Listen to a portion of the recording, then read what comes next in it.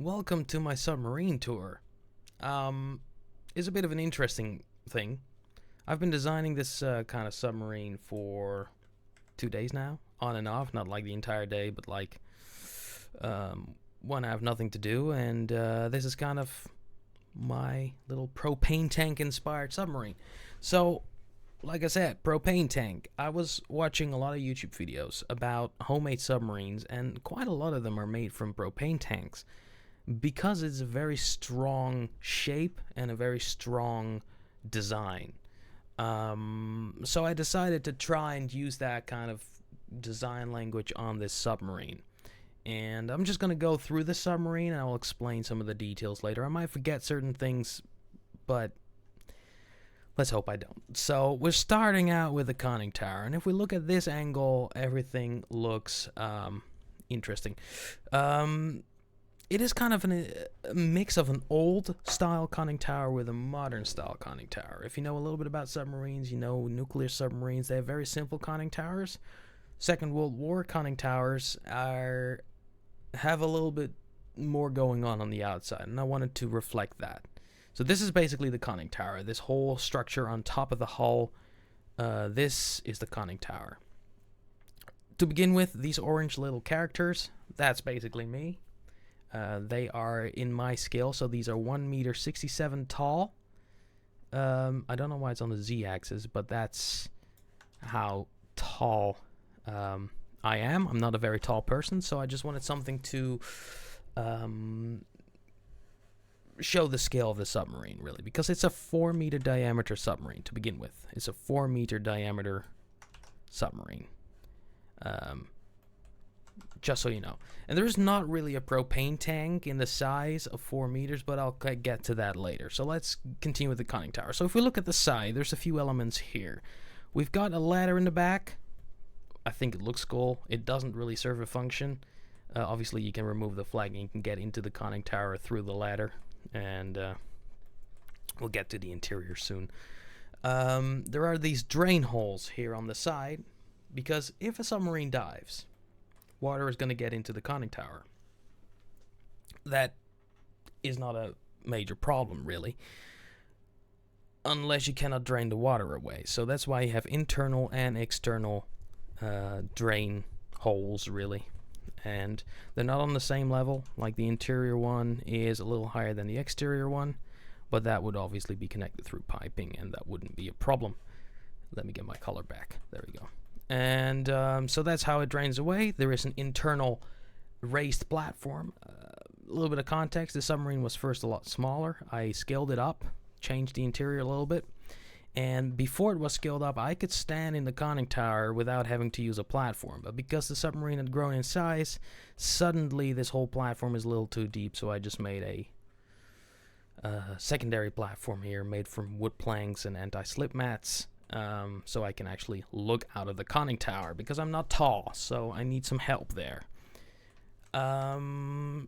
So here we have anti-splash ridges or screens or whatever you want to call them. Effectively what happens is the submarine does not lay very high in the water. It's wrong way of saying it. It lays pretty deep in the water, right? So it's not a very tall structure. That means that waves easily hit the conning tower, and it creates a lot of splashes, right? So if a wave rolls over and hits the conning tower, a lot of water will splash up and over and make you wet, effectively. And by adding these little, let's remove the C real quick. By adding these little ridges here, water can roll in and it gets broken up. And a lot of the water will stay under the ridge, and there's a secondary ridge here, and effectively prevents a lot of splashing. It's not going to remove it completely, but it will effectively remove splash to a certain extent, and it keeps you drier. So, and I think it looks really cool, and it's inspired by German World War II submarines, because I really like German war machines, the way they were designed. I don't like what the Germans stood for in the Second World War. Like, I hate Nazism, I hate fascism, but I really like their designs, so that's an element I really wanted to add, and I think it adds some visual interest to the conning tower, because without it, it's boring. It's really boring. Here we have a camera. This is basically for two reasons: to see underwater and to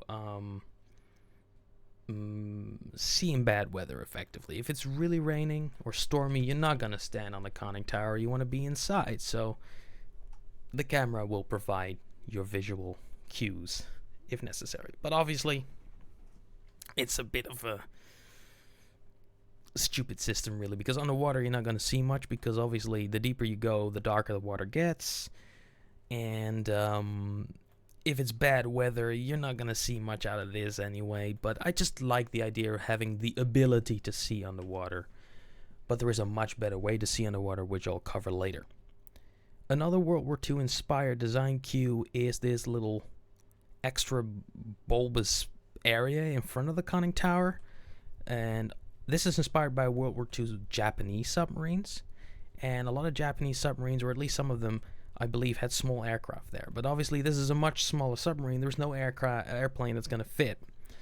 So this is now a battery compartment. And I will explain later why it's designed like that, but it is a battery compartment, because this is a battery-powered submarine. It's an electric submarine. It's a diesel-electric submarine, but the batteries are in two separate places here, and there's one down here, but I'll come to that later. There is a little hatch here, which I can remove, but there is no detail there, but that's effectively where you can recharge the submarine if you want to. But it can be recharged through a diesel generator that's on the inside, but is not modeled yet. But I just really like this, and it gives some purpose to this, so it adds more interest, visual interest to the top side. That is basically the conning tower. Well, we do have a wheel here for moving the rudder. This would all be chained up, which is not modeled, but it would all be chained up and end up in the back, and it would be a second wheel, which I haven't modeled yet on the bridge as well. Because this is, contrary to popular belief, the conning tower is not the bridge. This is not the bridge. The conning tower is the conning tower, and the bridge is the bridge, which is on the inside. There's also a hatch here. Obviously, you want to get into the conning tower. This is not the hatch for entrance onto the submarine. That will be this hatch. But this is just to get into the conning tower. And this will be your compass gauge, and this would be your speed gauge, I think. I haven't really figured that out, and I have not modeled the throttles yet for the engine. For the motor, I should say. It's not really an engine. So that's basically the conning tower there. Not too much going on, but at least it's interesting enough. Let's go to the decking on the back. So, like I said, I haven't said this, did I? Well, doesn't matter. I might say twice, but the internal platform in the conning tower and the rear decking would be made of wood, of course, but it would be nicely lacquered wood and a nice dark wood. So you need these anti-slip strips. Really, these are kind of like sandpapery kind of stuff. It's also here on the outside of the bow, and I will show you why that's there. Because these are not just research submarines. These are also like recreational submarines. So what I thought is, if you want to take a swim, which you might want to do on a recreational submarine, you want to get back on the submarine. That might be very difficult, though, because the whole submarine is covered in a pretty shiny paint, pretty slippery paint. So that's why we have these grip pads, so you at least have a chance to get back on without tripping 20 times. So that's why it's there. And I think it looks good anyway. I mean, again, from the top side, there's a lot of visual interest here, and it just adds a little bit of extra visual interest. But it also serves a function, so that's cool. So yeah, the decking has railings. These two little top I forgot that was one model. These two top railings can be removed, because this is where you would board the submarine. There would be obviously a boarding plank of some sort, like a ability to get back on the submarine, and once everybody's on, you can restore these railings. This would be a clip system. It's not modeled, but that's the idea, and it closes off nicely onto the conning tower, which I also kind of want to model some little connection points there as well. I haven't done that yet. I also want to add some circles on top of these poles, so it's not as sharp looking. It looks more like properly made railing. Anyway, here's a character with a chair just to show you some scale. And this is the hatch, like I said earlier. There's not much going on here. So I think we have to move on to the hull itself. The hull itself is not very interesting. There's not a lot going on. We've already covered this. This is the weld seam. I'll show you that later, soon. This is the freshwater cap. You can screw this off and you can refill the freshwater tanks inside. There's about 4,000 liters worth of fresh water in the submarine, so don't worry about that. This is the way you would effectively refill that. Yeah, let's just move on to the seam line here. Because again, like I said, it's based on propane tank design, and my idea was with a smaller version of this, which looks the same but just smaller, it would be 2 propane tanks where these curved ends would be cut off on either side of each tank. No, on one side on each tank, and then they would be welded together in the middle. And I created the weld, as you can see. And then I was like, it looks pretty cool, but like it's not going to be very strong. I think it will be strong, but not like safe.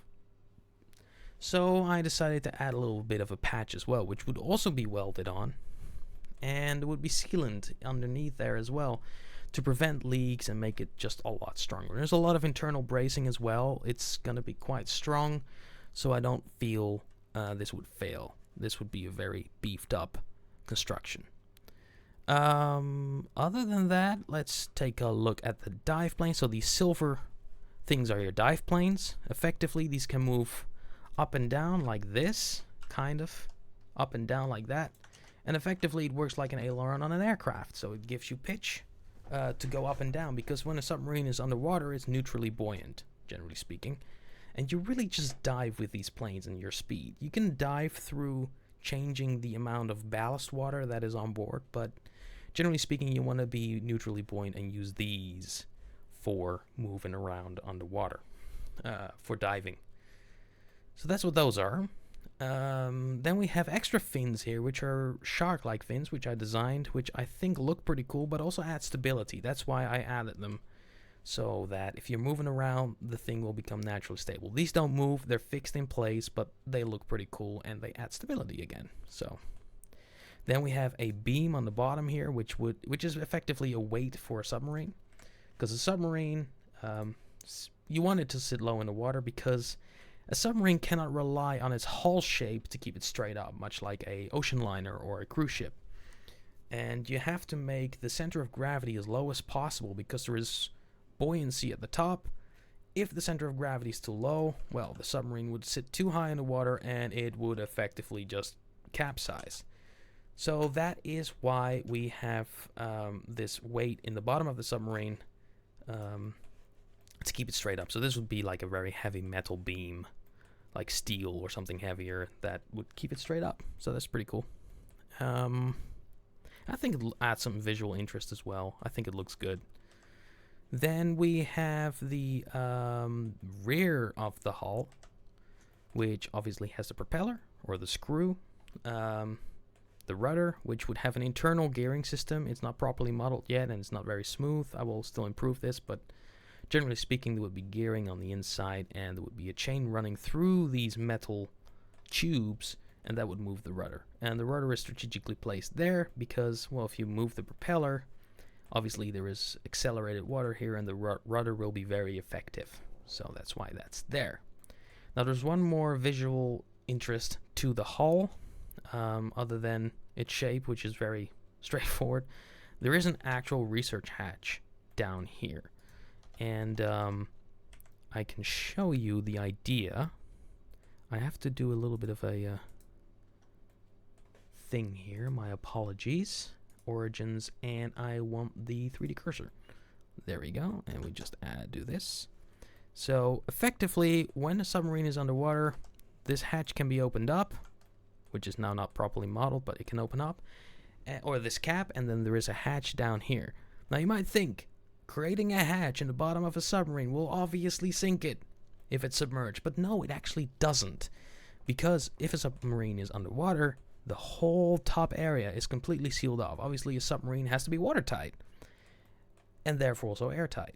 So effectively what happens is, if you open up this hatch and the submarine is underwater, like on the seafloor or something, water can literally not go in because there is no place for the air to escape. So you will effectively have a normal water level here. And that is why it won't sink. Because the water literally physically cannot get into the submarine. If you open the top hatch, yeah, the air can escape and water gets in. But from the bottom, like, imagine playing with a little glass. You're like doing the dishes and you press the glass down onto the water with the opening on the bottom. Water doesn't get into the glass. That is what's happening here. Water is not entering into the submarine. It's going to be just fine. So that's there as well. So that's basically the exterior of the submarine. I think I might make the interior tour a little different, like a separate video or like a second part of this, so stay tuned.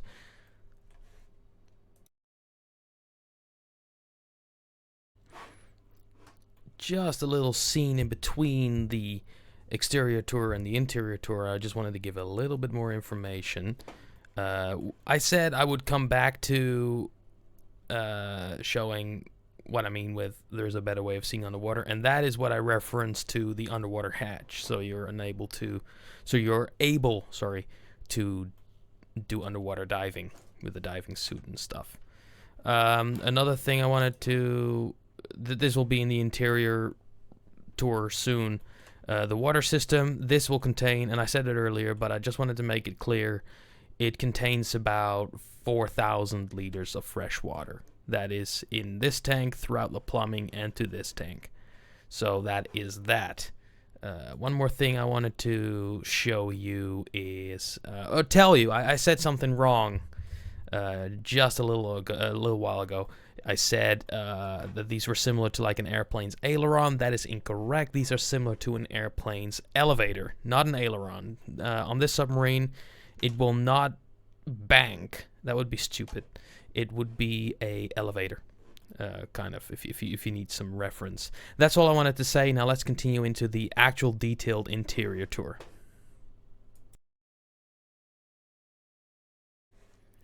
Welcome to the second part of the video. I'm going to show you the interior. I've modeled some of the interior. It's not highly detailed, but it is there, and I can kind of explain the choices I've made.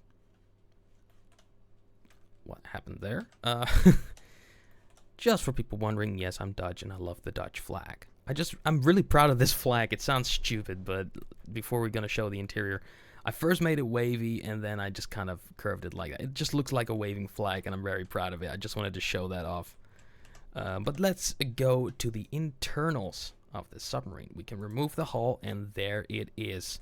Let's also remove the hull patch as well so we get a better idea of the actual room sizes.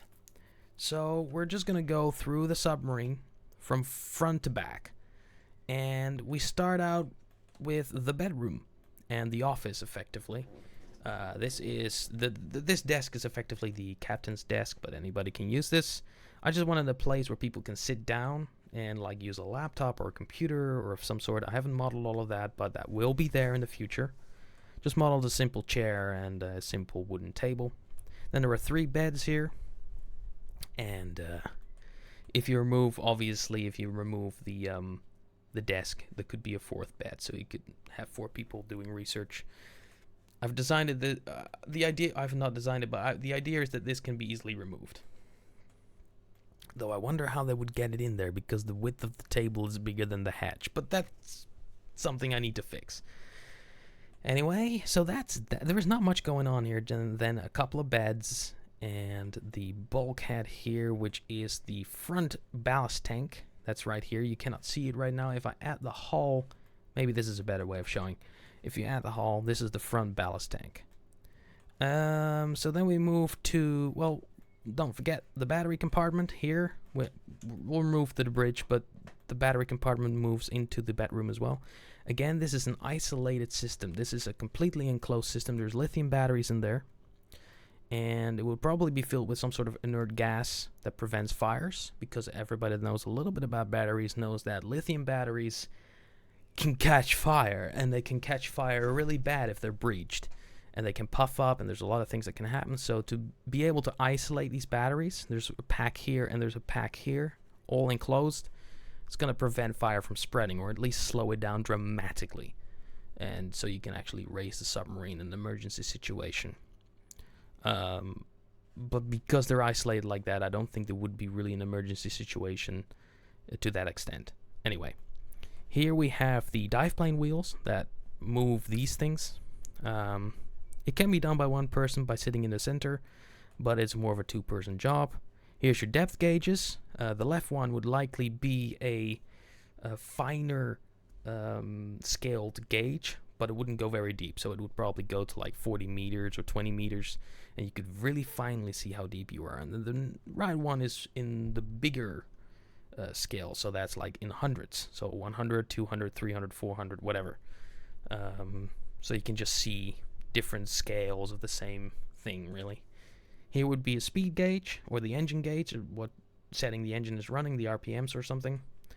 These are the valves for the front and rear ballast tanks, but I want to add a lot more plumbing for it and like actual logic to it, because right now it's just two wheels and it's not really modeled, but that will be there in the future. We have the hatch, of course, from the very thick bulkhead. This is what I mean with the internal bracing again, like it's very thick and strong, so I don't expect this submarine to be very weak. This would all be steel and heavy and, you know, pretty strong. Then there is a table which is hilariously low to the ground. I just noticed that. I need to fix this real quick. Hold on. I cannot stand that. So we're just going to grab the table. We're going to move it up. Oh, we need to grab the map and the cup as well. Because this would... You would stand on this desk. I kind of, stupidly enough, kind of forgot to model all of that. Is that too high? I need my own, like, character scale. I think my character might be very tiny as well. That's very high. I'll get back to the tour. I just want this fixed right now. I've noticed it and I want it fixed. Honestly, I think that desk height is pretty good. Yeah, that's pretty good. Now we're gonna grab the beams at the bottom. We're just gonna get a very quick modeling section here. Just gonna extend these down a little bit. And hopefully, if we add the hull back, we're not gonna see a breach. We do see a breach, okay. That's fixed pretty easily, but just moving it slightly inwards. And now it's gone. And now if we remove the hull, everything is fine. So now it's a proper height. That just looked stupid, okay? Yeah. Anyway, back to the bridge. Here is our table with a map and a cup of coffee. Where's my coffee? There's my coffee. The coffee is separate. Hold on. There's our coffee. Anyway, oh, it's not aligned either. Oh my god. I always see these things I want to improve, even if I'm making a video. There we go. Anyway, we got cups of coffee, important because I'm a coffee drinker. So, anyway, this is basically the navigation table. This is where it would be a map or a GPS system of some sorts. I don't know, but my idea is to, if the other wall's in the other side of the hull, I want to put some screens here which relate to this camera and like navigational stuff in there. So that's what I want to do there. Where is the other side of the hull? That's the full hull. Literally though, where's the other hull? What? There it is. Anyway, that's basically the bridge. There's a hatch here. Obviously that corresponds to this. And yeah, that's basically it. There will be a diesel generator here, and this bottom open section, I mean, will contain diesel fuel to basically recharge the batteries on sea. If you're like in a harbor, you can recharge the batteries from the top. As you can see, the battery compartments are connected to one another. but they can be recharged through a diesel generator, which I still have to model, but that will be happening pretty soon. I'll also explain what this white stuff is, because that relates to the freshwater system. Anyway, if we move in here, we have, for now, just a toilet, but there will be some sort of shower system, or like a very cramped but usable shower. And just removing this side of the hall, you can see the toilet and the freshwater tank, which again extends all the way down to the bottom. And there's a little toilet there. And this is the rear section, which contains the... What just happened? Oh, there you are. This contains the research hatch, effectively. Like I said, this is the research hatch. If we close the hull, this is where it is. This is a completely independent pressurizable part of the submarine, really, because if you do diving, a major part of diving is, if you do deep diving, is to get your body used to the different pressures. Because if you dive deep and you would suddenly rise to the top, bubbles will literally form in your blood and you will die. So divers have to slowly adjust to pressures. So this room can be pressurized slowly in order to allow deep sea diving, and to go back in and again adjust the body to get back into the rest of the submarine. So this thing is all completely pressurizable. This is also where the electric motor is and the drive shaft for the propeller. And that's basically it. And this is another hatch that would obviously be closed if people are changing and doing things in here. But this is kind of a wet room. Now, that might sound stupid with an electric motor, but you can make electric motors waterproof. So that's the idea, at least. So that is basically the inside of the submarine. That is, by the way, my seat that you're hearing. I'm not farting, okay? Anyway, that is basically... This is the front ballast tank. This is the rear ballast tank.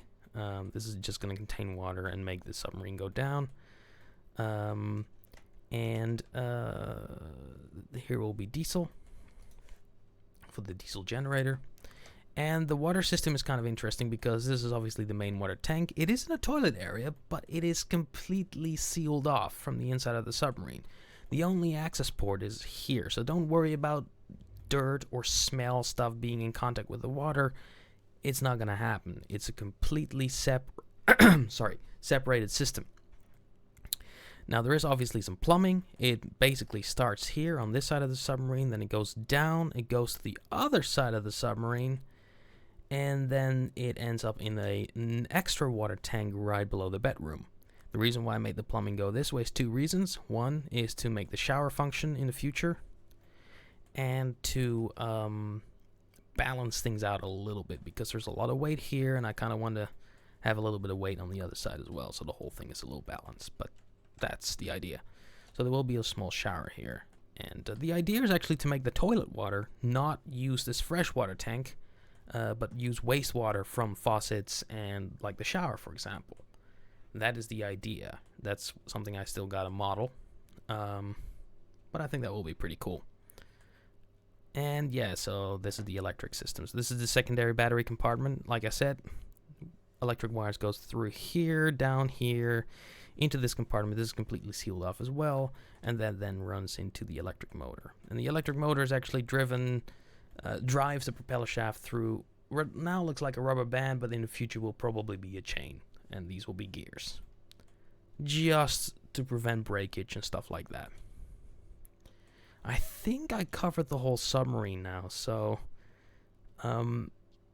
yeah, that's basically it. I hope you enjoyed this, and maybe give me some tips on how to improve it even further, because I like to design things, and I usually make planes, and the submarine is something different, and I really liked it to do this, and I'm not done with it yet, so if you have any tips, let me know.